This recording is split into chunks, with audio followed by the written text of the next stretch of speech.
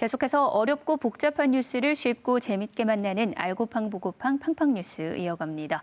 독립언론 오롯의 김은혜 기자와 이야기 나눠봅니다. 오늘은 음주운전과 관련된 내용인데 키워드가 음주운전 방지 장치 의무화예요. 어떤 내용인가요? 네, 지난 7월 달에 사실 제주도 내 애월 해안도로에서 좀 렌터카가 전복되면서 사고가 크게 났었는데 이때 이제 사고로 3명이 숨지고 4명이 크게 다쳤던 그런 사고인데 혹시 기억하시죠? 네, 순간의 선택이 귀한 목숨까지 앗아갔던 참 안타까운 사고였죠. 당시에 차량 운전자가 음주 상태였던 게 드러나면서 또 음주운전의 위험성이 크게 부각이 되기도 했고요. 맞아요. 사실 제주도 내 음주운전 사고는 거의 한 달에 몇 번씩 계속 이렇게 회자될 정도로 많이 발생하고 있는데 이게 제주에서 음주운전으로 매년 발생하는 교통사고가 300건이 넘는다고 해요. 그리고 이 중에 이제 사망자, 음주운전 교통사고로 인한 사망자는 4년 동안 계속해서 이제 증가 추세에 있다고 그런 통계 결과가 나오기도 했는데 제주도 내 이제 이런 좀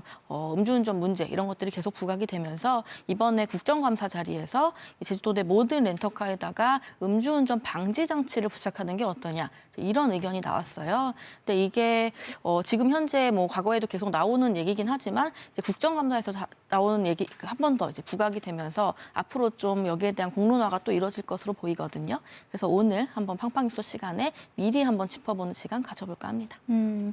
음주운전 교통사고 소식은 참 마음이 무거워지죠. 올해 들어서 지난 9월 말까지 도내에서 231건의 음주운전 교통사고가 있었습니다. 그런데 렌터카가 음주운전 교통사고의 주범이 아닌데 왜 렌터카에 우선 부착하는 방안을 논의를 하게 된 건가요?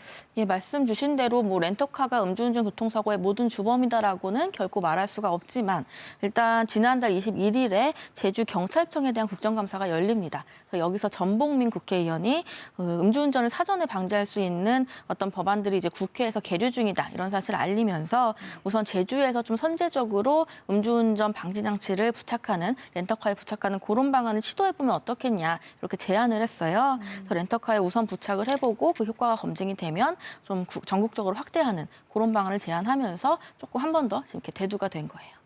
네, 그러니까 우선적으로 시범 운영을 한 후에 확대를 하자는 거군요. 기자님, 이 얘기하고 있는 음주운전 방지 장치는 어떤 원리로 작동이 되는 걸까요? 일단 음주운전 방지 장치가 만약에 부착된 차량이다. 그런 경우에는 이 운전자가 이제 차량에 탑승한 후에 방지 장치에다가 이제 숨을 불어넣어서 그 음주운전 그 알코올 농도를 이렇게 통과를 해야 돼요. 만약에 음주운전 취소 면허 취소 수치라든지 그 알코올이 측정이 된다면 시동이 걸리지가 않아요. 그렇기 때문에 사전에 음주운전을 아예 차단할 수 있다는 그런 장점이 있습니다. 차 안에 음주 측정 장치가 있어서 아예 시동조차 걸리지 않도록 하는 거군요. 혹시 이런 장치를 사용하는 곳이 있나요? 이 장치 효과가 검증이 됐는지도 궁금하고요. 국내에서는 사실 조금 생소하긴 하지만 이미 그 해외에서는 많이 사용이 되고 있는데요. 예를 들면은 미국이나 네덜란드, 스페인 그리고 프랑스 이렇게 좀 다양한 나라에서 이 장치를 도입해서 현재 시행을 하고 있고 그리고 작년 이제 국민권익위원회가 이제 우리나라에서도 음주운전 전력이 있는 그 운전자 차량에 이 방지 장치를 좀 의무적으로 부착하는 그런 방안을 좀 이렇게 하는 게 어떠냐 이렇게 권고하기도 했어요.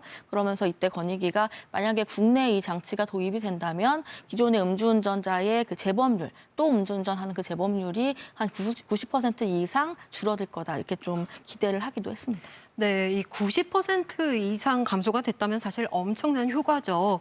기자님, 그러면 제주를 제외하고요. 혹시 이미 국내에서 이 도입이 추진됐거나 되고 있는 곳이 있을까요?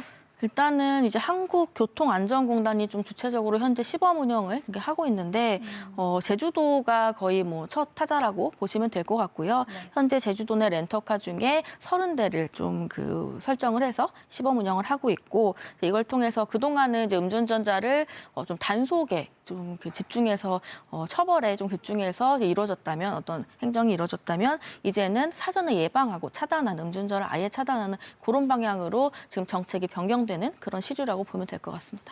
그러니까 제주도 내 렌터카 30대를 시작으로 모든 렌터카로 확대한 후에 이제 국내 모든 차량에 음주운전 방지 장치를 부착하는 걸 의무화하려고 하는 거네요. 네, 맞아요.